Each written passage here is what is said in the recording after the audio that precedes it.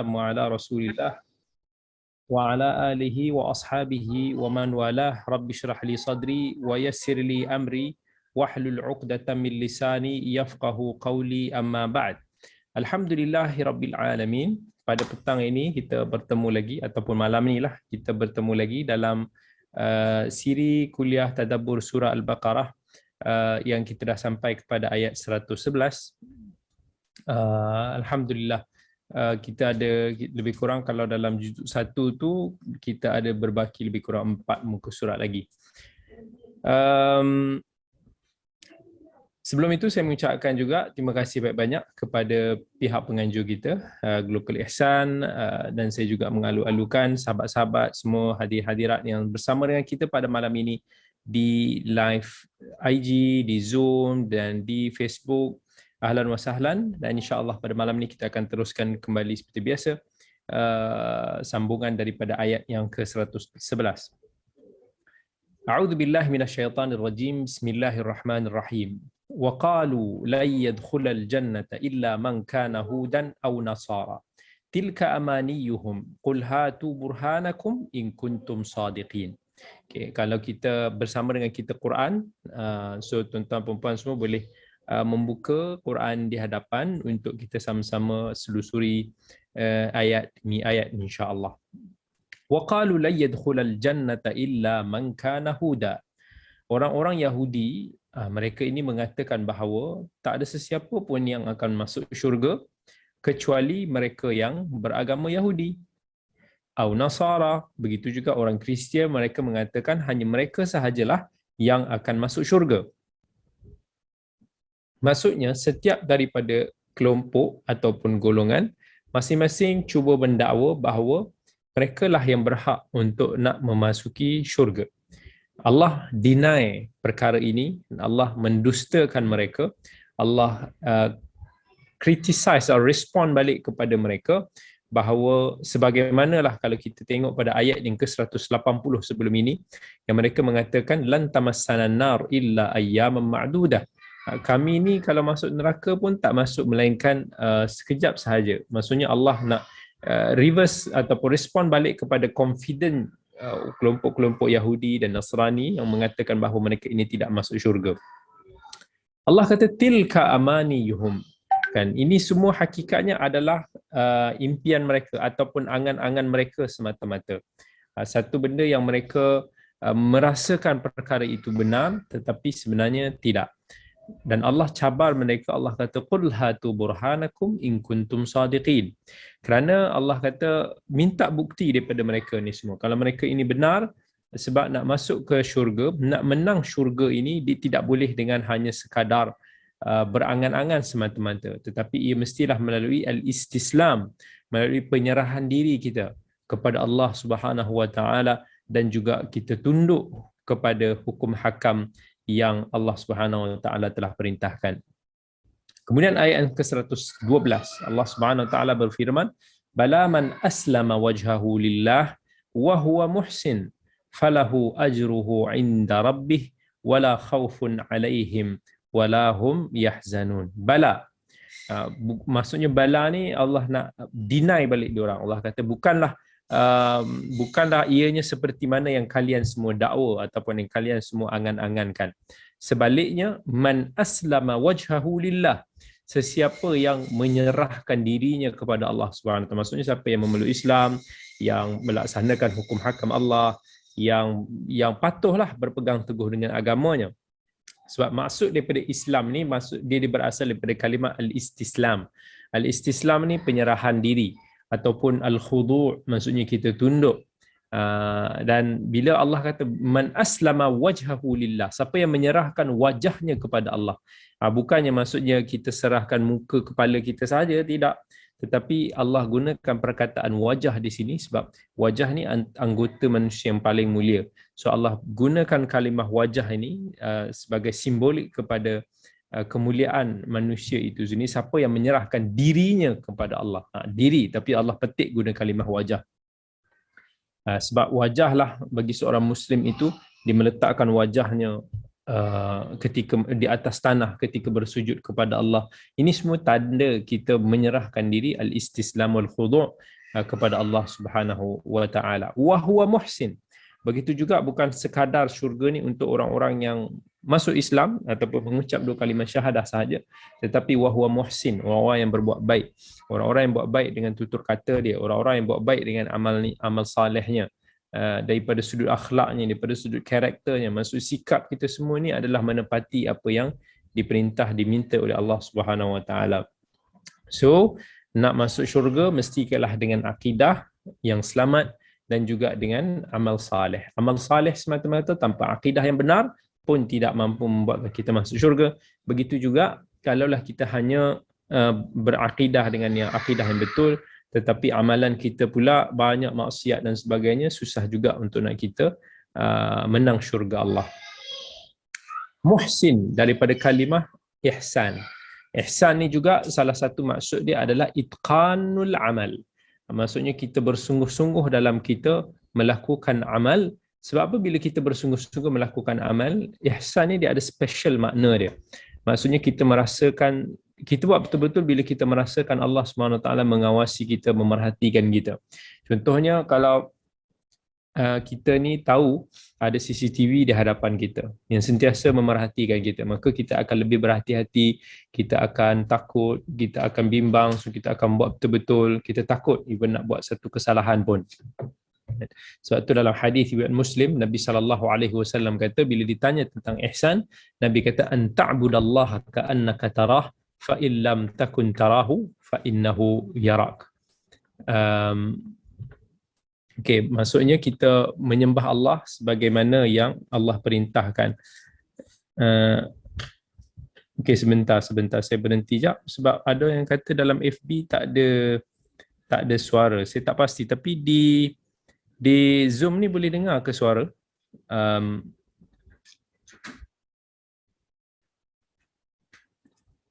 Ada suara tak di Zoom? Sebab okey, di Zoom ada suara, tapi di Facebook ada yang respon kata tak ada suara. Mungkin saya tak pasti technical FB macam mana. Kalau kata tak ada suara di FB, saya bagi sekejap beberapa minit untuk pihak FB settlekan, sebab katanya di FB tak ada suara, tapi kita di Zoom ni ada pula kan.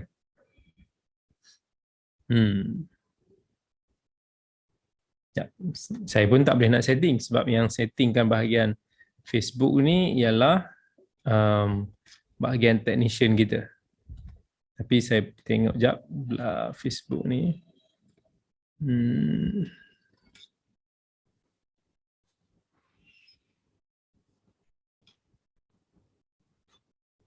Probably ada isu pada bahagian teknikal.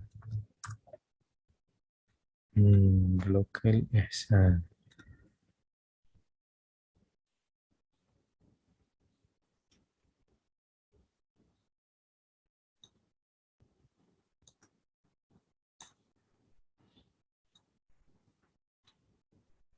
Okey.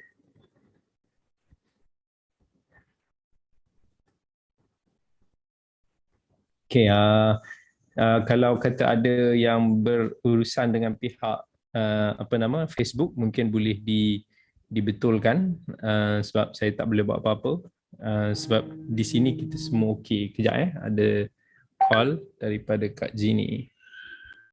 Okey, penganjur Local Ihsan minta sekejap, saya pause sekejap dalam 2-3 minit untuk bagi laluan kepada pihak technician Facebook untuk dia orang baiki ataupun dia tengok macam mana. Sebelum tu ada kita bersembang lah dulu kan.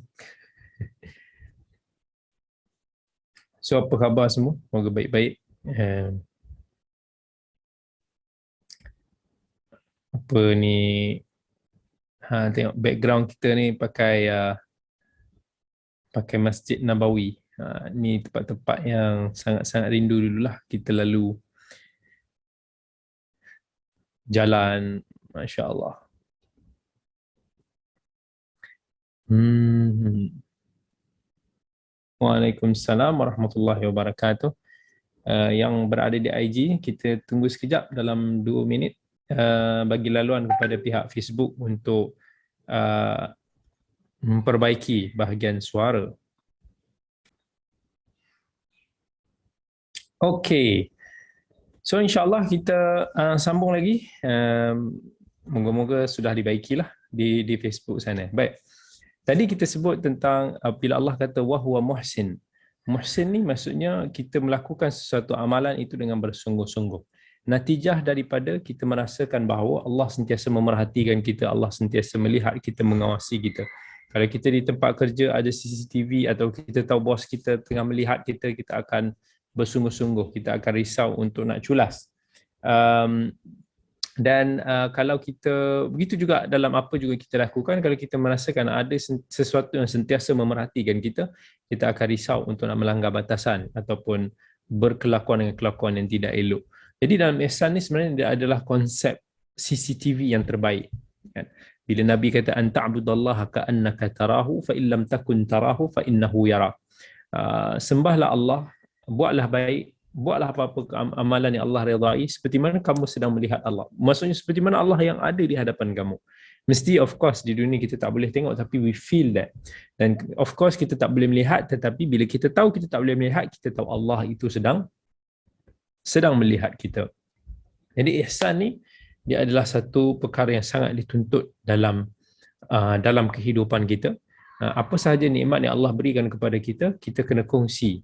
Dalam Quran pun Allah kata, Allah pesan wa ahsin kama ahsanallahu ilaik. Buat baik kepada orang lain seperti mana Allah berbuat baik kepada kamu. Apa ganjaran dia? Falahu ajruhu inna rabbih wala khaufun alaihim wala hum yahzanun. Dan Allah kata bagi orang-orang yang aslam, yang menyerahkan dirinya kepada Allah, wa huwa muhsin, dan juga dia melakukan ihsan, sama ada kepada dirinya, kepada orang lain, kepada semua pihak, falahu ajruhu inda rabbih, baginya ganjaran daripada sisi Allah Subhanahu wa taala, wala khaufun alaihim, dan tiada ketakutan kepada mereka, maksudnya di hari mahsyar nanti, wala hum yahzanun, dan ketika itu juga mereka tidak berasa sedih. Jadi ini semua ayat yang Allah cuba untuk nak merespon balas kepada orang Yahudi dan orang Nasrani. Maksudnya orang-orang yang masuk syurga ini tidak terhad kepada mereka yang dakwaan mereka semata-mata. Tetapi yang masuk syurga ini adalah kepada orang muslimin. Sebab nak masuk syurga ni tadi kita dah bagi tahu dia mesti terikat dengan satu prinsip, iaitu prinsip akidah dan juga amal yang saleh.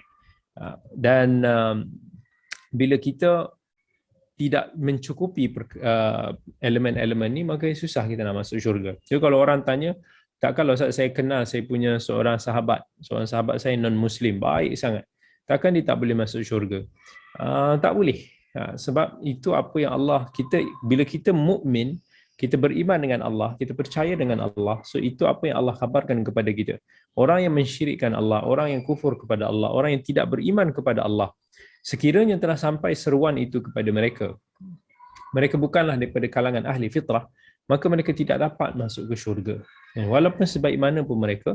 Jadi sebaik mana pun mereka ini hanya akan membuatkan mereka mendapat habuan di dunia, diringankan mungkin sakaratul maut, diringankan mungkin sedikit seksaan. Tetapi syurga Allah hanya untuk orang-orang yang beriman semata-mata. Sebab buat baik ini dia hanya salah satu daripada subjek kita nak pas ujian kita dekat dunia. Kita umpamakan contohnya dalam subjek SPM kan. Dalam subjek SPM dia ada beberapa subjek. Ada subjek teras yang kita wajib kena lulus. Bahasa Melayu contohnya yang saya tahu, saya tak ingat yang lain-lain. Mungkin matematik, bahasa Inggeris. Jadi sejarah, kalaulah subjek-subjek ini tak lulus, ni orang kata subjek wajib lulus. Kalau subjek ini tak lulus, yang lain semua tak akan lulus. Katakan bahasa Melayu kita fail, tiba-tiba kita dapat fizik, sains semua elok, dikira tak pas jugalah. Sebab itu adalah subjek teras. Begitu juga subjek teras di dalam ujian hidup kita ni, akidah. Jadi akidah, tauhid, keimanan kita ni, sekiranya kita lulus yang ini, insya-Allah kita akan dapat syurga. Sekiranya subjek lain, contohnya dari bab akhlak, daripada amalan kita tak berapa cemerlang ataupun tak berapa baik, tak berapa lulus cukup-cukup makan, kita still at the end boleh masuk syurga. Cuma mungkin kita akan dihisab dulu. Mungkin kita akan dicuci dulu. Kita akan dibalas atas apa yang telah kita kerjakan dahulu sebelum kita masuk ke syurga Allah. Tapi subjek akidah wajib lulus. Baik macam mana pun akhlak seseorang, jika dia tidak lepas subjek tauhid, maka dia tidak akan mendapatkan syurga Allah Subhanahu wa taala. Kemudian pada ayat yang 113, Allah Subhanahu wa taala firman lagi, wa qalatil yahudu laysatin nasara ala syai. Wa qalatin nasara laysatil yahudu ala syai. Wa hum yatluna alkitab. Kadzalika qala alladhina la ya'lamuna mithla qawlihim fallahu yahkumu bainahum yawmal qiyamah fima kanu fihi yakhtalifun. Wa qalatil yahudu laysatin nasara ala syai. Orang-orang Yahudi ini dia kata orang Nasrani ini is nothing. Mereka ini salah. Sebab itulah orang Yahudi dia tidak menerima kenabian Nabi Isa. Dan kerana itulah juga mereka ini kufur dengan risalah yang dibawa oleh Nabi Isa. Walaupun Nabi Isa itu juga diturunkan dalam kalangan Bani Israel. Sebab mereka berpegang dengan ajaran mereka yang mereka tidak menerima dah risalah sesiapa pun melainkan apa yang sedia ada pada diri mereka. Wa qalatin nasara laysatil yahudu ala syai. Begitu juga orang Kristian, mereka kata orang Yahudi is nothing. Sebab tu orang Kristian pun ada mereka yang kufur kepada Nabi Musa alaihi salam, kufur dengan Taurat yang telah diturunkan kepada Bani Israel. Wa hum yatluna alkitab. Sedangkan kedua-dua puak ni, mereka ni membaca kitab-kitab suci yang diturunkan kepada mereka. Orang Yahudi membaca Taurat, orang Kristian membaca Injil. Kan, daripada sudut akidah tak ada perbezaan di antara kedua-dua kitab suci ini. Bahkan semua para anbiya mereka menyeru kepada akidah yang satu, akidah yang sama, mentauhidkan Allah, menyucikan Allah daripada sebarang syirik. Kitab Bible ataupun Injil yang asli membenarkan kitab Taurat sebagaimana kitab sebagaimana Al-Quranul Karim juga membenarkan kitab Taurat dan juga kitab Injil. Nabi Isa diturunkan kepada Bani Israel, begitu juga Bani Israel diturunkan kepada mereka Nabi Musa sebelum itu. Allah mengajarkan kepada Bani Israel pada zaman Nabi Musa syariat Taurat, kitab Taurat. Seperti mana generasi selepas-lepasnya Allah turunkan kepada mereka kitab Injil melalui Nabi Isa alaihi salam. Nabi Isa alaihi salam membenarkan kerasulan Nabi Musa. Dan Allah Subhanahu wa taala ada sebutkan dalam surah Ali Imran, a'udzubillahi minasyaitonir rajim. Wa rasulan ila bani Israil anni qad ji'tukum bi ayatin min rabbikum anni akhluqu lakum min at-tin ka hay'ati at-tayr fa anfukhu fihi fayakunu tayran bi idznillah wa ubri'u al-akmaha wal abrasa wa uhyi al-mauta bi idznillah wa unabbi'ukum bima ta'kuluna wa ma tadakhiruna fi buyutikum inna fi dhalika la ayatan lakum in kuntum mu'minin. Ayat yang selepas tu, ayat yang ke-50 daripada surah Ali Imran ni, Allah kata wa musaddiqan lima baina yadayya minat Taurat. Ini dia punya point ni. Nabi Isa dia kata wa musaddiqan lima baina yadayya minat Taurat. Nabi Musa membenarkan apa yang kitab Taurat yang diturunkan kepada Bani Israel sebelum itu. Kecuali akan ada beberapa perubahan daripada sudut pensyariatan. Kan, cuma kalau kita tengok dalam Al-Quran, Allah telah mengatakan bahawa walaupun Al-Quran ini membenarkan, maksudnya kita tahu, kita percaya bahawa setiap Rasul itu, ya Allah firmankan dalam Quran yang diturunkan spesifik kitab-kitab suci kepada mereka, kita beriman, kita membenarkan. Cuma begitu juga Allah telah menyatakan di dalam Al-Quran, kitab-kitab mereka ini yuharrifunal kalima amma mawadhi'ih. Mereka ini telah menyelewengkan kitab suci mereka ni daripada apa yang sepatutnya lah. Sebab itulah Al-Quran ni disifatkan sebagai muhaiminan, sebagai penentu kepada kebenaran kitab-kitab yang terdahulu. Di situlah timbulnya di dalam ilmu-ilmu Islam dipanggil sebagai riwayat-riwayat Israiliyat. Maksudnya daripada segi hukum tu kita tak ambil, tolak tepi, tapi dari sudut penceritaan ataupun kita kata Israiliyat yang bersumberkan kepada kitab suci Yahudi dan Nasrani ini, Nabi bagi kelonggaran. Kalau kita nak sebut, nak ceritakan, boleh dengan syarat dia tidak menyanggahi apa yang sahih sedia ada. Tetapi jika tidak diketahui benda itu sahih ataupun tidak, maka ianya boleh diceritakan. Yang Nabi kata hadithu an bani Israil wala haraj. Nak cerita daripada Bani Israel boleh, tak ada halangan lah di situ. Kadzalika qala alladhina la ya'lamuna. Begitulah kata-kata orang-orang yang tidak mengetahui, yang tidak memiliki ilmu, yang tidak ada kitab yang diturun kepada mereka. Mithla qaulihim. Mereka akan cakap seperti mana yang dikatakan oleh Yahudi dan Nasrani. Maksudnya orang yang tak ada agama ni pun, yang bukan daripada agama kitab samawi, mereka ini pun belagak dia macam tu jugalah. Maksudnya dia kata seperti mana Yahudi dan Nasrani, hanya kami saja yang akan masuk syurga. Mereka juga ingkar dengan risalah daripada Al-Quranul Karim. Mereka menolak risalah kenabian Nabi SAW. Dan mereka mendakwa bahawa sembahan berhala-berhala yang mereka lakukan, ini semualah yang akan membawa mereka kepada syurga Tuhan-Tuhan mereka. Sebab itulah mereka menghalang orang-orang Islam daripada menyembah Allah Subhanahu Wa Taala. Sebab itulah orang musyrikin jahiliah pada zaman Nabi dulu, mereka sedaya upaya cuba untuk nak menekan, menzalimi, menganiaya orang-orang Islam, sehingga membuatkan akhirnya ramai daripada para sahabat yang perlu berhijrah. Allah kata fallahu yahkumu bainahum yaumal qiyamati fima kanu fihi yakhtalifun. Allah lah yang akan menghukum mereka pada hari kiamat. Masa mereka duk balah siapa yang lebih betul, siapa yang lebih hebat ni semua, Allah kata dekat hari kiamat nanti apa yang mereka perselisihkan ini, semuanya akan mendapat balasan. Itu yang Allah telah janjikan. Kemudian Allah menyebut lagi ayat-ayat yang menjadikan satu ancaman khas kepada orang-orang musyrikin. So ini ayat-ayat yang diturunkan kepada orang-orang musyrikin jahiliyah, musyrikin Mekah ketika awal-awal Islam. Mereka dulu menentang seruan Nabi SAW, yang mana mereka menghalang Nabi daripada melakukan salat di Masjidil Haram, sahabat daripada menunaikan ibadah. Allah kata dalam ayat yang seterusnya 114, وَمَنْ أَظْلَمُ مِمَّنْ مَنَعَ مَسَاجِدَ اللَّهِ أَنْ يُذْكَرَ فِيهَا اسْمُهُ وَسَعَى فِي خَرَابِهَا أُولَئِكَ مَا كَانَ لَهُمْ أَنْ يَدْخُلُوهَا إِلَّا خَائِفِينَ لَهُمْ فِي الدُّنْيَا خِزْيٌ وَلَهُمْ فِي الْآخِرَةِ عَذَابٌ عَظِيمٌ. وَمَنْ أَظْلَمُ مِمَّنْ مَنَعَ مَسَاجِدَ اللَّهِ أَنْ يُذْكَرَ فِيهَا اسْمُهُ.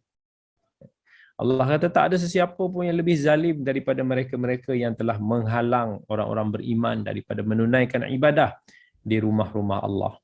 Dan mereka yang cuba nak mengingati Allah, berzikir, beristighfar, bertasbihkan Allah di masjid-masjid, rumah-rumah Allah yang dibina untuk perkara ini. Kan? Kalau orang-orang musyrikin dulu, mereka menghalang orang Islam, Nabi, sahabat-sahabat daripada menunaikan salat di Masjidil Haram. Sedangkan Masjidil Haram ini masjid yang paling tinggi kehormatannya dalam agama Islam. Mereka menghalang. Wasa'a fi kharabiha. Bahkan mereka ni cuba untuk nak mengacau lah, merosakkan sampai masjid yang sepatutnya menyembah Allah ni menjadi tempat serbahan berhala, tempat-tempat syirik. Kan? Ini juga jadi satu peringatan jugalah kepada sebahagianlah kita tengok ejek-ejek masjid yang over, kita dengar setengah cases yang over dalam menghalang orang-orang Islam daripada singgah untuk nak menunaikan salat, menghalang daripada sang musafir untuk nak singgah menunaikan salat. Ada yang orang kata strict, melampau lah, over. Jadi jangan menghalang orang daripada menggunakan masjid Allah ini sebagaimana yang telah berfungsi, yang asalnya telah berfungsi. Kita kena imarahkan masjid Allah dengan ibadah kepada Allah, dengan majlis-majlis ilmu. Ini tujuan masjid itu didirikan. Ya Allah kata innama ya'muru masajidallahi man amana billahi wal yaumil akhir wa aqama as-salah wa ata az-zakah wa lam yakhsha illa Allah. Kan Allah kata orang-orang yang memakmurkan masjid Allah inilah mereka yang beriman kepada Allah, hari akhirat, yang rajin mendirikan salat, menunaikan zakat. Mereka yang tidak gentar melainkan Allah Subhanahu wa taala. Fa'asa ulaika yakunu minal muhtadin. Iaitu mereka inilah orang-orang yang akan mendapat petunjuk. Ini Allah kata dalam surah Taubah. Jadi Allah kata ulaik iaitu orang-orang yang menghalang, orang-orang tu yang menghalang daripada masuk ke masjid Allah ni, maka lahum ayyadkhuluha illa khaifin. Mereka ini tak sepatutnya lah mereka masuk ke masjid Allah melainkan dalam keadaan yang takut kepada Allah, dalam keadaan yang beriman kepada Allah. Kan? Ketika mana pembukaan kota Mekah, Fathu Mekah pada tahun 8 Hijrah, kan? Yang mana ini berlaku selepas daripada turunnya ayat ini. Nabi SAW mengatakan bahawa man dakhala al-masjid al-haram fahuwa amin. Sesiapa yang masuk ke Masjidil Haram maka dia akan selamat. Dia akan mendapat keamanan. Orang-orang musyrikin masuk dalam keadaan yang takut. Kenapa dia takut? Kerana dia takut orang-orang Islam, dia takut Nabi SAW akan membalas dendam. Dia takut Nabi SAW akan bunuh mereka di atas apa yang telah mereka lakukan dulu. Yang dulu mereka ini sangat angkuh sombong. Yang mereka ini dulu sampai menghalang orang-orang Islam. Menghalau lagi. Sampai membuat orang-orang Islam kehilangan harta benda, tempat tinggal, kediaman, sanak saudara dan sebagainya. Mereka takut Nabi SAW akan mengambil tindakan untuk nak membalas dendam. Tetapi Nabi SAW seorang manusia yang sangat berpegang kepada janji. Bila Nabi kata siapa yang masuk Masjidil Haram dia akan selamat, maka dia selamat. Nyawa mereka dipelihara, harta benda mereka juga terjaga. Maka dalam ayat ni juga kita boleh faham menggunakan masjid Allah ini di luar daripada apa yang fungsi asalnya, iaitu tujuan dia zikrillah, tujuan dia adalah untuk mengingati Allah. Maka Allah sifatkan dia sebagai seorang yang nak merosakkan, kharabiha. Maksudnya kharab ni wasa'a fi kharabiha, orang-orang yang nak cuba untuk nak merosakkan. Rosakkan ni dan zamin kena rosakkan daripada sudut dinding, struktur dan sebagainya, tak, tapi rosakkan fungsinya. Dan Allah kata walahum fid dunya khizyun, dan di dunia ini mereka akan mendapat kehinaan disebabkan kekufuran, kesyirikan mereka. Walahum fil akhirati azabun azim, dan di akhirat pula mereka akan dapat azab Allah yang maha pedih. Jadi kita tak nafikan bahawa ayat ini merupakan satu ayat yang memberikan berita gembira kepada orang-orang yang beriman bahawa mereka akan mendapat kemenangan. Satu hari nanti ketika orang Islam ditekan dulu di Makkah, satu hari nanti mereka akan dibantu oleh Allah. Yang seolah-olah sebagai satu isyarat tentang pembukaan kota Mekah yang akan berlaku. Ayat ini diturunkan pada awal-awal hijrah Nabi SAW di Madinah, ke Madinah Al-Munawwarah. Antara awal-awal dikala orang Islam masih lagi tengah mendefend diri mereka sendiri. Dan kemudian Allah Subhanahu Wa Taala kata dalam ayat yang 115, walillahil masyriq wal maghrib fa aynama tuwallu fa thamma wajhullah innallaha wasi'un alim. Walillahil masyriq wal maghrib. Kan Allah lah yang memiliki, yang mentadbir, yang menguruskan seluruh alam semesta, seluruh bumi ini, apapun segenap arah timur dan baratnya. Ini semua Allah berikan fadl, kurniaan, kelebihan, rahmatnya. Allah kata fa'aina ma tuwallu fathamma wajhullah. Ini kelebihan umat Islam. Yang mana semua kamu pergi mana pun semua kita boleh solat. Kan? Bila Allah kata fa'aina ma, ke mana saja kamu palingkan wajahmu, kamu menghadap, maka kamu menghadap Allah. Kalaulah kamu sakit, tak mampu untuk nak pusing menghadap kiblat, solat itu boleh juga. Dia tetap juga diterima mengikut kemampuan kamu. Kita tak jumpa masjid, kita boleh solat sahaja di mana-mana tempat yang bersih. Tidak semestinya solat itu dilakukan di masjid ataupun surau. Ini satu kelebihan umat Muhammad sallallahu alaihi wasallam. Yang Nabi SAW dalam sebuah hadis yang diriwayatkan oleh Al-Imam Al-Bukhari dan Imam Muslim, Nabi kata, "U'titu khamsan lam yu'tahunna ahadun qabli." Aku telah diberikan 5 perkara yang umat-umat sebelum ini tak ada kelebihan itu. Yang pertama Nabi kata, "Kana kullu nabiyyin yub'atsu ila qaumihi khassah." Umat sebelum aku ni, mereka ini dihantar, diutus kepada kaum mereka semata-mata. "Wa bu'itsu ila kulli ahmara wa aswad." Tetapi aku pula dihantar kepada semua manusia. Dari riwayat ila nasi kafah, kepada semua manusia. Yang merahnya, yang hitamnya, semua Islam ni, semua penduduk di bumi ni adalah umat Nabi Muhammad. Yang kedua, wa uhillat liyal ghanaim. Dan aku dihalalkan bagiku harta rampasan perang. Walam tuhalla li ahadin qabli. Yang mana para nabi sebelum aku ni tidak dapat kelebihan itulah. Wa ju'ilat liyal ardu tayyibatan ataupun masjidan wa tahura. Masjid ataupun semua bumi ni, semua tanah ni boleh dijadikan sebagai tempat kita melakukan salat. Dia jadi tahur. Dia jadi disuci untuk kita nak melakukan salat. Kalau kita tak sempat nak salat tepi jalan yang selamat, sah, boleh. Nak salat dalam hutan, boleh. Nak salat mana-mana yang kita tak sempat nak pergi, boleh saja kita melakukan salat di situ. Itu antara kelebihan yang diberikan kepada Nabi kita Muhammad sallallahu alaihi wasallam yang tak dapat pada umat-umat yang terdahulu. Fa'aina ma tuwallu fathamma wajhullah. Kalau ada sebahagian ulama mengatakan bahawa boleh jadi juga, maksudnya Allah kata kalaulah kemampuan kita itu hanya terhad tak dapat nak menghadap kiblat, kita boleh menghadap ke mana sahaja, tetap juga sahih. Tetapi kewajipannya adalah kita mesti kena menghadap kiblat jika kita mampu. Innallaha wasi'un alim. Dan Allah itu maha luas rahmatnya. Allah tahu yang mana yang baik bagi hamba-Nya. Allah luas rahmat dia. Maksudnya kalau kita tak mampu menunaikan sebahagian daripada tuntutan, Allah kata fattaqullaha mastata'tum.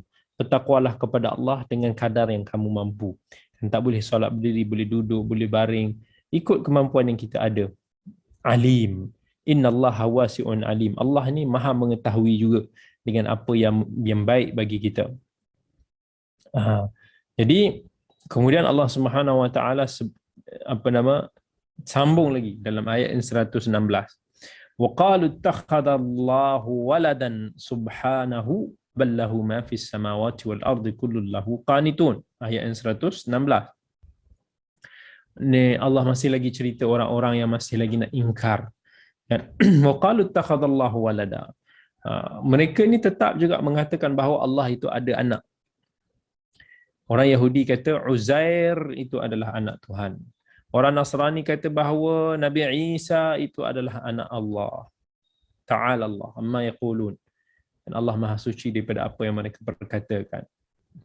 Orang-orang musyrikin Arab dulu mengatakan bahawa malaikat itu adalah anak perempuan Allah.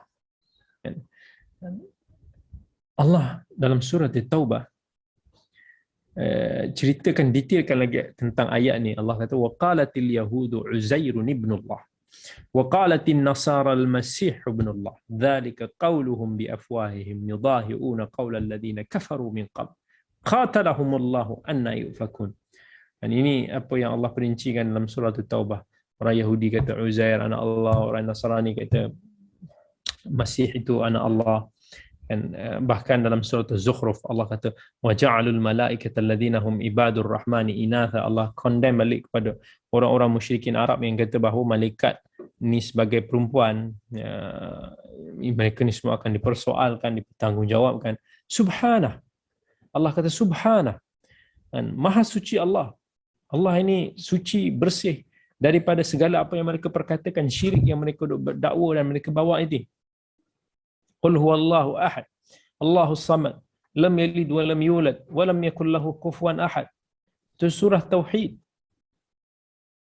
Kemudian Allah kata ballahu ma fis samawati wal ard. Bahkan miliknya adalah segala apa yang ada di bumi dan di langit. Bagaimana mereka mengatakan bahawa Allah memiliki anak sedangkan Allah yang menciptakan mereka, Allah yang menguasai alam semesta, kullun lahu qanitun. Sedangkan apa yang kamu semua duk kata ni, anak-anak kepada Allah ni, semua mereka ini tunduk kepada Allah. Nabi Isa, malaikah, yang mana mereka ini sentiasa, malaikat ni la ya'suna ma amara Allah. Allah puji, Allah kata mereka ini tidak pernah mengingkari perintah Allah. Nabi Isa adalah rasul yang sentiasa menegakkan risalah Allah Subhanahu wa taala. Mereka ni semua qanitun, taat kepada Allah.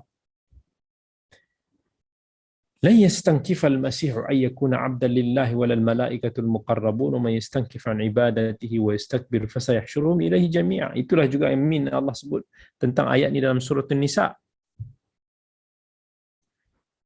Jadi Allah dalam ayat ni Allah nak membatalkan akidah-akidah mereka ini. Ya Allah menjawab tuduhan mereka ini daripada 3 sudut. Yang pertama, Allah menceritakan tentang kesempurnaan Allah. Kan, tentang Allah yang berhak untuk disembah. Allah lah yang memiliki segala kesempurnaan tunggal. Dengan kesempurnaan itu Allah tidak berhajatkan kepada anak. Yang kedua, Allah menyebut tentang kesempurnaan kerajaannya. Muluk, sifat muluknya itu, milkiyahnya itu. Yang ketiga, Allah mengatakan bahawa Al-Masih, Nabi Isa alaihissalam, Uzair, malaikat yang mereka ni duk musyrikin Yahudi Nasrani duk kata ni semua, mereka ini tidak seperti apa yang mereka semua dakwa. Bahkan mereka ini semua mustaslimun, menyerahkan diri kepada Allah Subhanahu wa taala.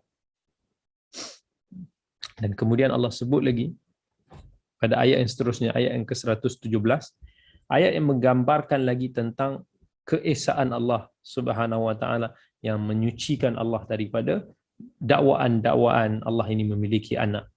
Allah kata badi'us samawati wal ard wa idza qada amran fa innama yaqulu lahu kun fayakun. Badi'us samawati wal ard. Allah lah yang mencipta langit dan bumi tanpa ada contoh daripada sebelumnya, tanpa ada sampel daripada sebelumnya. Allah mengadakan alam semesta ini daripada tiada kepada ada, yang semuanya diciptakan dengan kuasa kudrah daripada Allah Subhanahu wa taala. Wa idza qada amran, dan bila Allah nak berkehendakkan kepada sesuatu, maksudnya berkehendakkan untuk mencipta sesuatu, kehendak Allah ni bukan kerana Allah perlu, no. Tapi kehendak kerana kekuasaan Allah. Kehendak yang menunjukkan keagungan Allah Subhanahu wa taala. Fa inna ma yaqulu lahu kun fayakun. Cukuplah Allah kata kun, jadilah. Ini yang dipanggil sebagai takwinil qadari. Fayakun, dan akan terjadilah perkara itu seperti mana yang diinginkan oleh Allah Subhanahu wa taala, tanpa ada sesiapa pun yang boleh menghalang ataupun melambatkan apa yang telah ditentukan oleh Allah. Jadi ayat ini juga menunjukkan kesempurnaan kuasa Allah Subhanahu wa taala. Kemudian Allah Subhanahu wa taala dalam ayat yang seterusnya, ayat yang 118, menyebut وقال الذين لا يعلمون لولا يكلمنا الله أو تأتينا آية كذلك قال الذين من قبلهم مثل قولهم تشابهت قلوبهم قد بينا الآيات لقوم يوقنون وقال الذين لا يعلمون, dan berkatalah orang-orang yang tidak tahu, yang tak ada ilmu tentang agama-agama samawi itu, iaitu mereka ini adalah orang musyrikin Arab pada zaman Nabi. Laula yukallimuna Allah, maksudnya dia cabar Nabi kita Muhammad, kalaulah kamu ini benar, Tuhan kamu ini benar, kami nak bercakap dengan Allah secara langsung, supaya kami boleh dengar sendiri Allah kata dekat kami bahawa Allah telah menghantar kamu sebagai Rasul. Au ta'tina ayah, ataupun kamu bawakan kepada kami mukjizat yang kami nak, apa panggil, satu magic, something luar biasa yang kami nak nampak. Mereka ni hanya mengikut hawa nafsu mereka. Allah kata kadzalika qala alladhina min qablihim mithla qawlihim. Begitulah Allah kata orang-orang Yahudi dan Nasrani kata benda yang sama kepada para nabi mereka. Seperti mana kata-kata orang musyrikin ni kepada nabi. Maksudnya Nabi Allah nak beritahu rasul-rasul sebelum ni pun begitulah kaumnya. Cabar mereka nak jumpa Allah, nak bercakap dengan Allah, nak mukjizat itu dan ini. Tashabahat qulubuhum. Allah kata hati-hati mereka ini sama je lebih kurang daripada sudut kerosakan dan keingkaran. Qad bayyannal ayat. Sedangkan kami telah menunjukkan, menjelaskan kepada kamu tentang kebenaran Nabi Muhammad sallallahu alaihi wasallam, kesahihan risalah yang dibawa oleh baginda. Al-Quran sebagai mukjizat yang paling besar kalau kamu betul-betul menghayatinya. Qad bayyana al-ayati liqaumin yuqinun. Sebenarnya Allah dah bagi keterangan-keterangan ini kepada kaum yang inginkan kebenaran, yang hati mereka ini tidak bongkak untuk nak menolak kebenaran yang sampai kepada mereka. Sebagaimana yang Allah sebut dalam suratul Ankabut, wa qalu laula unzila alaihi ayatun min rabbih qul innamal ayatu 'indallah wa innama ana nadhirun mubin awalam yakfihim anna anzalna 'alaikal kitaba yutla 'alaihim inna fi dzalika larahmatan wa dzikra liqaumin yu'minun. Mereka mengatakan, kalaulah Allah turunkan kepada kami ayat-ayat, petanda-petanda, keterangan-keterangan, Allah kata kami dah turunkan kepada kamu. Nabi yang diutuskan ini sebagai peringatan, pembawa peringatan kepada kamu. Tidak cukupkah dengan kitab suci, ayat-ayat kalam Allah yang telah dibacakan kepada kamu? Itu semua sebenarnya adalah rahmat dan peringatan kepada orang-orang yang beriman. Dan Allah akan ingatkan lagi orang-orang yang selalu ingkar, orang yang selalu tolak dakwah Rasul sallallahu alaihi wasallam. Allah kata dalam ayat yang berikutnya, ayat 119, Inna arsalnaka bil haqqi basyiran wa nadhira wa la tus'alu an ashabil jahim. Allah kata, Inna arsalnaka bil haqq. Kami telah utuskan kamu wahai Muhammad bil haqq, dengan membawa kebenaran yang jelas, yang disokong lagi dengan pembuktian-pembuktian yang tidak boleh dinafikan. Kita pernah sebut sebelum ini, inna, kami. Bila kita kata inna kami itu maksud Allah. Tapi kita dah sebut sebelum ini bahawa dalam bahasa Arab, sekiranya nak menunjukkan sesuatu yang dhamir ataupun kata ganti diri itu something big, maka dia akan digunakan perkataan yang menunjukkan ayat plural, kami. Bukan nak kata Allah Tuhan tu ramai, tak. Tetapi dalam bahasa Arab, kami maksudnya daripada pihak tu walaupun satu, bukan yang keleng-keleng lah. Kalau kita nak cakap kepada kamu, pada someone yang ada kedudukan, kita kata kum yang plural, bukan ka ataupun ki. Itu kata gantilah dalam bahasa Arab ataupun disebut sebagai dhamir. Inna arsalnaka bil haqqi basyiran wa nadhira. Nabi ni tugas dia adalah untuk nak membawa berita yang baik kepada orang-orang yang beriman. Berita baik yang merangkumi rahmat Allah, yang merangkumi balasan ganjaran daripada Allah Subhanahu wa taala. Wa nadhira, nadhira ni maksudnya yang memberikan peringatan. Peringatan yang buruk, balasan Allah kepada mereka-mereka yang kufur nikmatnya, yang menolak risalah yang dibawakan oleh Nabi sallallahu alaihi wasallam. Wala tusalu an ashabil jahim. And kamu tidak akan dipertanggungjawabkan di atas kekufuran penghuni neraka ni, orang-orang kafir ni, sebab kamu dah sampaikan.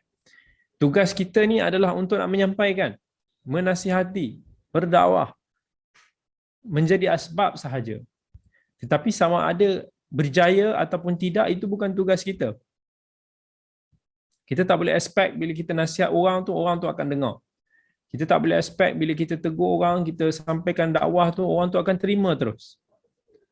You can't. So hidayah itu, hidayah taufik adalah milik Allah Subhanahu wa taala. Allah lah yang tahu sama ada hamba-Nya itu akan mendapat hidayah, akan menerima ataupun tidak. So jangan kita salahkan orang yang telah berusaha menyampaikan nasihat, teguran dan sebagainya. Sekiranya pihak yang dinasihati itu tidak mendengar ataupun tidak berubah pendiriannya, kerana tugas kita hanyalah menyampaikan, bukannya untuk nak memastikan perkara itu mengikut kehendak kita. Kalau ikut kehendak kita, kita nakkan semua orang beriman, kita nakkan semua orang dapat kebaikan. Tapi tugas kita adalah menyampaikan apa yang telah Allah perintahkan kepada kita. Ada juga qiraat yang membaca bukan wala tus'alu an ashabil jahim, tapi dibaca wala tas'al an ashabil jahim. Kemudian kita buka muka surat yang sebelah, muka surat yang seterusnya, muka surat yang ketiga akhir sebelum juzuk 1, yakni ayat yang ke-120. Apa Allah Subhanahu wa taala kata? Walan tarda 'anka al-yahud walan nasara hatta tattabi'a millatahum. Qul inna hudallahi huwal huda wala in ittaba'ta ahwa'ahum ba'da alladhi ja'aka minal 'ilm ma laka minallahi min waliyyin wala nasir. Walan tarda 'anka al-yahud walan nasara hatta tattabi'a millatahum. Orang-orang Yahudi dan orang-orang Nasrani ini tidak akan redha kepada kamu sehingga kamu mengikuti agama mereka, mengikuti prinsip mereka, mengikuti jejak langkah mereka. Mereka mesti menang. Dan mereka akan memperdayakan kamu. Mereka tetap juga dengki dan kepada kamu. Apa pun mereka akan berusaha supaya kamu dapat dicerai-beraikan daripada urusan agama kamu. Orang-orang yang menyekutukan Allah ni nak tengok kita ni bercerai-berai. Dia nak agama kita ini dirosakkan. Dia nakkan supaya kita ini tidak menjadi orang yang berpegang dengan agama Allah. Maka Allah kata qul inna hudallahi huwal huda. Sesungguhnya petunjuk Allah ni itu adalah petunjuk tunggal. Wala in ittaba'ta ahwa'ahum ba'da alladhi ja'aka minal 'ilm. Kalaulah kita masih lagi mengikut hawa nafsu kita selepas datang petunjuk, selepas kita tahu ada ilmu tentang perkara itu, malaka minallahi min waliyyin wala nasir. Allah tak akan tolong kita, Allah tidak akan bantu kita. Ini juga satu peringatan bagi kita. Bila kita tahu kita ada ilmu tentang satu perkara itu, kita tahu benda ni menyalahi agama, maka kita jangan lakukan. Kalau kita tetap juga lakukan, Allah kata Allah tidak akan bantu kita. Islam bukan agama yang mengikuti hawa nafsu. Islam bukan satu agama yang hanya melihat kepada maslahat peribadi kita sahaja. Tapi Islam adalah agama yang mementingkan maslahat umum. Islam adalah agama yang memiliki prinsip, ada maqasidnya, ada tujuannya, ada maqasidnya.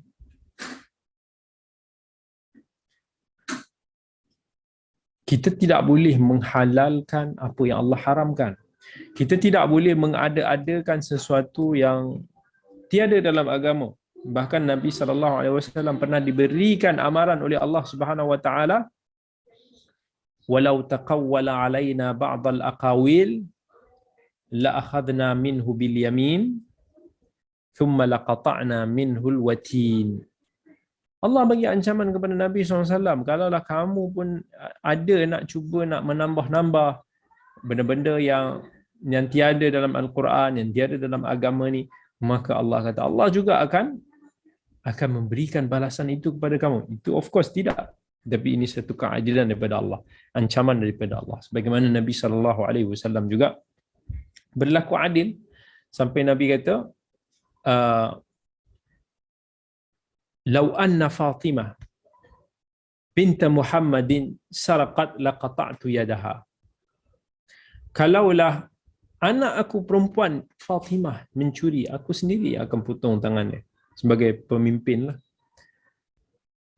Sebagai Fatimah of course tidak mencuri, tapi ini satu keadilan yang Nabi nak bagi tahu, even if my own daughter, yang biasanya anak perempuan ni permata hati bagi ayah dia lah. Dan siapa yang ada anak perempuan ni, kita tahu ayah yang akan lembut hati dengan anak perempuan. Dengan anak lelaki ni kita boleh kasar sikit, tapi dengan anak perempuan ni kita lembut sikit. Laqata'tu yadaha. Begitu juga Allah bagi ancaman, kalau nak masuknya kekasih aku ini sendiri, Rasul ini sendiri yang melakukan pendustaan tersebut, dia tidak bercakap benar, aku sendiri yang akan mengazab dia. Kemudian Allah Subhanahu Wa Taala lepas bagi warning, peringatan ni tentang niat jahat, penyelewengan ahli kitab, maka Allah cakap seolah Allah nak bercakap dengan Nabi SAW. Allah pesan kepada Nabi semoga Nabi mengambil berat tentang sahabat-sahabatnya dengan ayat-ayat yang sangat lembut, iaitu ayat 121. Allah kata, alladzina atainahumul kitab yatlunahu haqqa tilawatih ulaika yu'minuna bih wa man yakfur bihi fa ulaika humul khasirun. Alladzina atainahumul kitab, orang-orang yang telah diberikan kitab Al-Quranul Karim. Al-Quran yang tiada keraguan padanya. Yatlunahu haqqa tilawatih.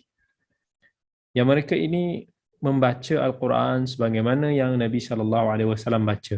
Tak ada perubahan, tak ada penyelewengan, tak ada perubahan. Mereka ini membaca dengan bacaan tadabbur untuk mereka faham, untuk mereka beramal. Ulaika yu'minuna bih. Mereka ini adalah orang-orang yang beriman dengan kitab Al-Quran yang diturunkan kepada mereka dengan penuh keimanan yang jujur.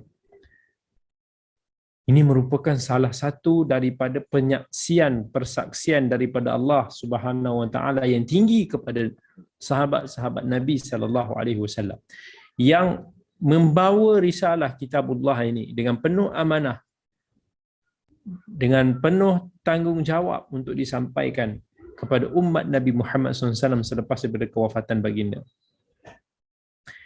Ini satu, pada masa yang sama dia sebagai salah satu tamparan kepada pendeta-pendeta Yahudi dan Nasrani yang telah menyelewengkan nas-nas kitab mereka, makna-makna, konten-konten dalam kitab suci mereka. Yang mereka ini tidak menjaga keaslian kitab suci mereka. Mereka ini tidak membacakan ayat-ayat mereka dengan penuh kejujuran. Kerana itulah Allah berikan warning kepada mereka, wa may yakfur bihi, siapa yang mengkufurkan kitab yang diturunkan kepada mereka ini, faulaika humul khasirun. Mereka ini adalah orang-orang yang sangat-sangat rugi, sebab mereka ini telah membeli kekufuran yang ditukarkan dengan keimanan. Ini adalah respon Allah kepada mereka. Kemudian dalam bab ini Allah kata akhirnya pada ayat 122 dan 123, ya bani Israel udhkuru ni'mati allati an'amtu alaikum wa anni faddaltukum 'alal 'alamin wattaqu yawman la tajzi nafsun 'an nafsin syai'a wa la yuqbalu minha 'adlun wa la tanfa'uha syafa'atun wa la hum yunsarun. Ini juga ayat yang Allah pernah ulang sebelum ini lebih kurang pada muka surat yang ke-7. Dan Allah Subhanahu Wa Taala ingatkan lagi kepada Bani Israel, ingatlah kembali nikmat-nikmat yang aku telah kurniakan kepada kamu, apa yang telah aku kurniakan kelebihan kepada kamu sebelum ini. Ini semua kebanyakannya cerita-cerita yang Allah nak cerita tentang Bani Israel. So sampai kepada ayat 123 ni adalah cerita yang Allah nak ingatkan kita tentang Bani Israel, keingkaran mereka, dan peringatan-peringatan yang kita boleh ambil pengajaran daripada situ. Dan selepas daripada ayat 103 ini akan mula satu chapter yang baru, satu chapter yang Allah nak bicarakan tentang orang-orang yang mustaslimin, orang-orang yang menyerahkan diri mereka kepada Allah, kepada hukumnya, kepada syariatnya. Allah akan ceritakan juga tentang pendirian-pendirian mereka, kisah-kisah mereka, orang-orang yang terbaik daripada kalangan mereka. So ini insya-Allah kita akan sambung pada minggu hadapan insya-Allah. Dan di akhir ini insya-Allah kita tengok sekiranya ada soalan-soalan yang diberikan insya-Allah. Baik. Kita ada satu soalan di sini. Assalamualaikum Ustaz. Benarkah bilangan para nabi itu adalah 124,000 orang? Baik, saya jawab ringkas sahaja tentang soalan ni.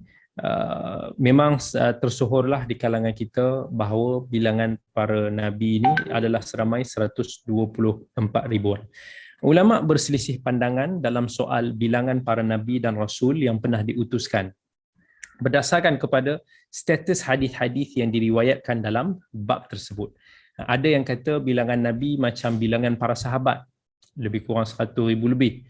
Dan bilangan Rasul ni macam bilangan Ahli Badar, 300 lebih.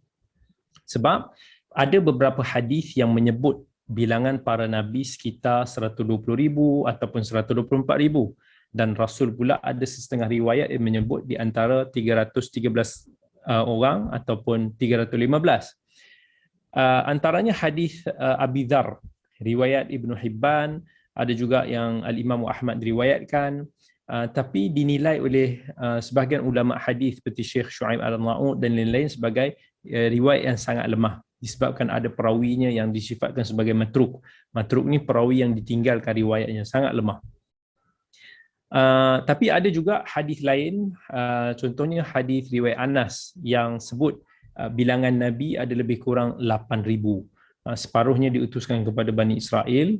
Riwayat ini juga sangat-sangat lemah, dan ada lagi beberapa hadis lain yang semuanya juga tak terlepas daripada pertikaian ataupun kelemahan daripada sudut periwayatannya. Jadi ada sebahagian ulama yang tidak menyabitkan sebarang bilangan disebabkan mereka melihat tiada hadis yang kuat untuk nak dijadikan sandaran. Mereka mengatakan bilangan para nabi ini sangat ramai, tapi angkanya, bilangannya yang spesifik tu hanya Allah Subhanahu Wa Taala sahaja yang tahu, sebab kita perlukan kepada sumber wahyu yang kuat untuk menyabitkan sebarang angka. Jadi dalam persoalan ini disebabkan sebahagian ulama ni melihat tak ada hadis yang sahih ataupun kuat dalam bab tersebut, mereka bertawakuf ataupun mereka berhenti di sekitar itu. Dia tidak menyebut angka tertentu. Cuma satu perkara yang perlu kita faham ialah Dulu Allah Subhanahu Wa Taala diutuskan para nabi dan rasul yang berturutan, one or more after another. Yang Allah kata contohnya dalam surah Al-Mu'minun, thumma arsalna rusulana tatra kullama jaa ummatan rasuluha kadzabuh faatba'na ba'dahum ba'dha. Kemudian kami utus para rasul kami ini berturut-turut. Mungkin maksudnya adalah after one another, after generasi mesti ada. Setiap kali seorang rasul tu datang kepada satu umat, mereka mendustakannya. Maka kami silih gantikan sebahagian mereka dengan sebahagian yang lain. Itu juga Allah SWT sebut juga dalam surah Ghafir, walaqad arsalna rusulan min qablika minhum man qasasna alayka wa minhum man lam naqsus alayk. Allah kata kami telah utuskan para rasul sebelum kamu, yang mana sebahagiannya kami ada cerita kepada kamu dan sebahagian lagi kami tidak ceritakan kepada kamu.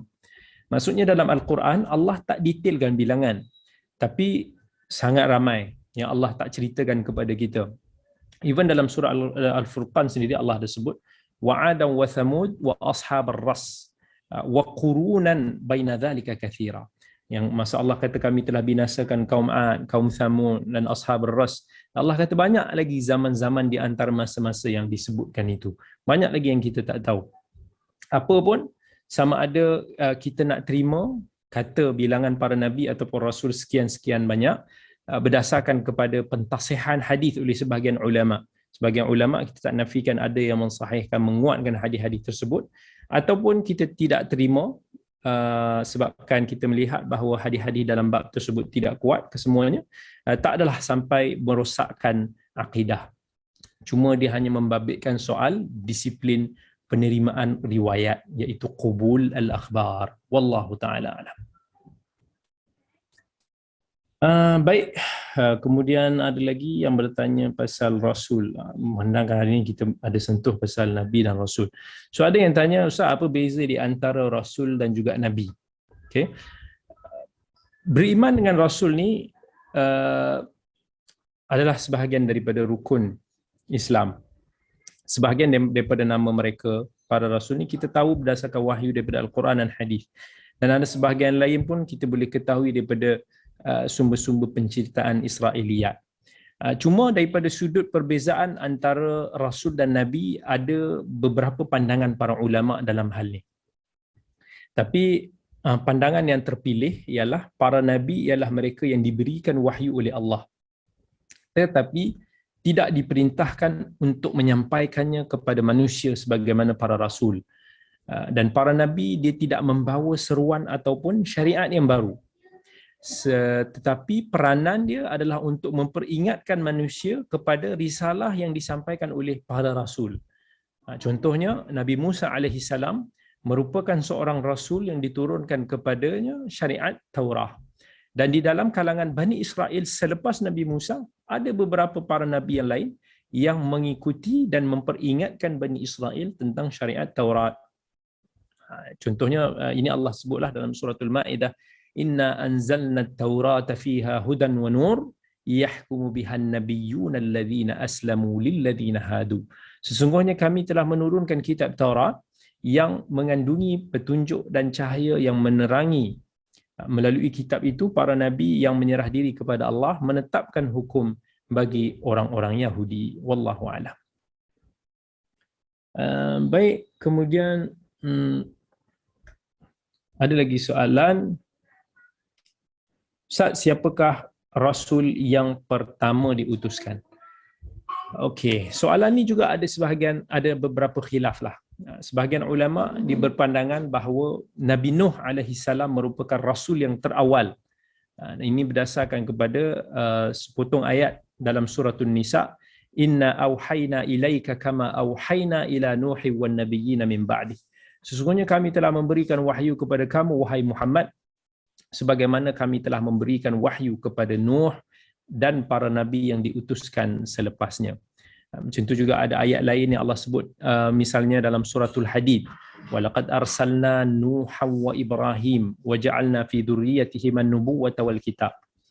Dan sesungguhnya kami telah mengutuskan Nuh dan Ibrahim dan kami telah jadikan kepada keturunan kedua-duanya mereka yang mendapat kenabian dan menerima kitab.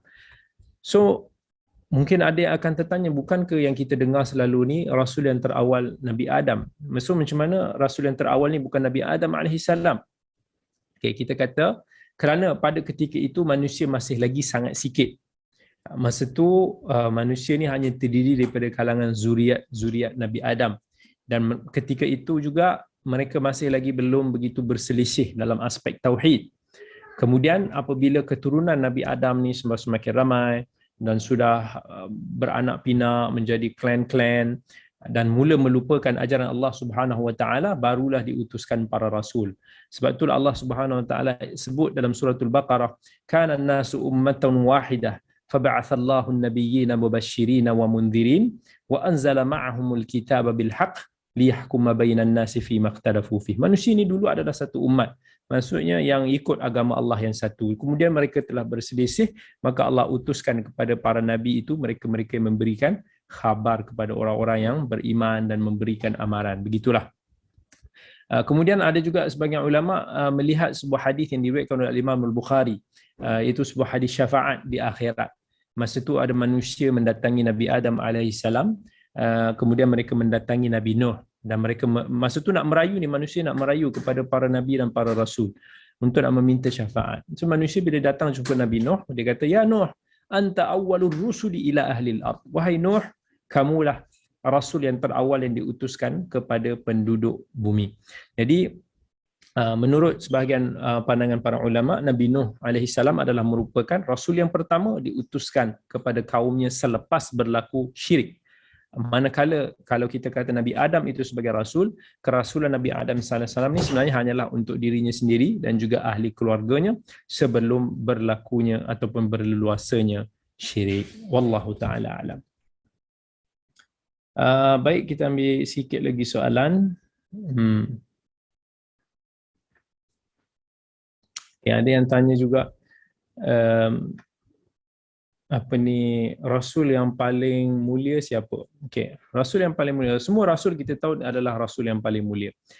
Tetapi kalau kita nak categorizekan mereka, maka rasul yang termulia adalah para rasul ulul azmi lah yang kita kenal ni, yang mana para rasul ulul azmi ni adalah para rasul yang diberikan ujian yang paling berat.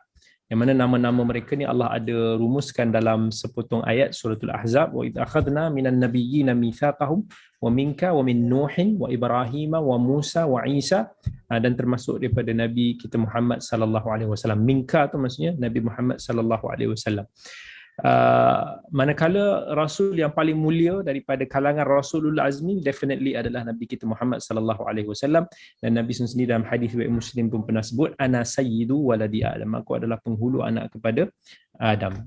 Kemudian Nabi SAW, kemudian Nabi Ibrahim yang pernah Nabi SAW menemui baginda dalam peristiwa Mi'raj di langit ketujuh yang sedang bersandar di Baitul Ma'mur. Ini ada disebut dalam hadis yang diriwayatkan Bukhari dan Muslim. Dan Nabi Ibrahim ni juga yang digelar sebagai kekasih pilihan Allah, Khalilullah, dan wattakhadallahu Ibrahim khalila. Allah kata Allah telah menjadikan Nabi Ibrahim ni sebagai kekasih. Wallahu taala alam.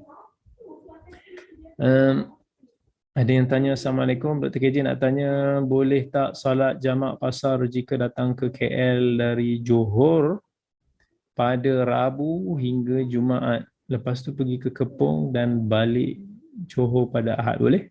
Tak ada masalah. Selagi mana kita masih bergelar musafir, maka boleh saja untuk kita jamak dan qasar. Wallahu ta'ala alam. Baik, sekadar itu saja dulu untuk malam ini. Kita bertemu lagi pada masa yang akan datang. Aqulu qawli hadha wa astaghfirullahal azim li wa lakum. Assalamualaikum warahmatullahi wabarakatuh.